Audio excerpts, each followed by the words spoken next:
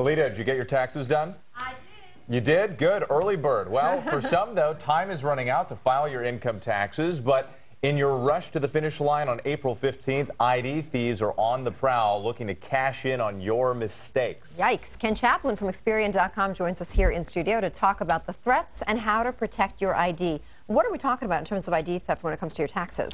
Well, this time of year, the data that you normally have locked up in a drawer on your hard drive is on the move. You're sending it to your accountant, you're sending it to the IRS, and every time you move it around, it gives thieves a chance to intercept it and use it for their own personal gain. And what are those things? I mean, you look at those documents, it has all the personal information, your social security numbers, basically everything a thief needs to know about you is there. How do you protect that and make sure it doesn't get into the wrong hands? Sure, well, there's four things to think about. When you're moving around your information in document form, a lot of people bring it with them in their car to go to their tax preparer.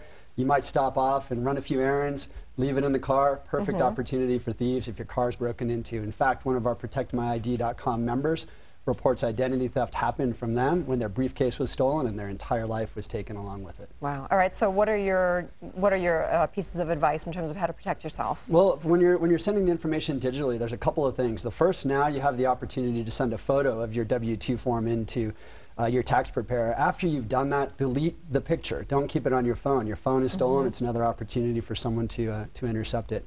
The third is beware of phishing scams. We've heard about phishing in the financial services sector, but it's very prevalent within the tax area as well.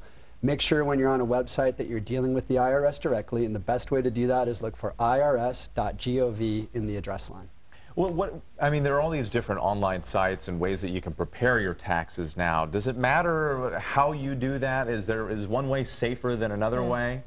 Well, make sure you're dealing, with who you think you're dealing with. That's the safest way to do it. So, certainly these sites, when you're dealing with them, are safe. If you've been tricked into going to another site or redirected, then that's when you're in danger. So you want to be very careful that you're dealing with who you think you are. And when it comes to transporting, for example, just like a packet of papers, you might want to not get it in your car until you're on your way. Don't make any stops. Just kind of get straight to your accountant. Yeah, treat it like gold. I mean, it is, because it's your identity. And, last year, the National Tax Advocate reports over 450,000 people were the victims of some sort of tax-related identity theft. Wow, that's incredible. Does timing matter in terms of getting it done early and getting it done later for any reason at all? I haven't seen any stats about that, but certainly this time of year, as you just mentioned, people are rushing, so there's a lot more data flying about, and people know parking outside of the tax preparer's office, there's probably information they could benefit from. A lot of people have put it off. So I have a personal question. Sure. How long, now that people are filing their taxes, how long is the time period between when people are getting their returns after they file at this point?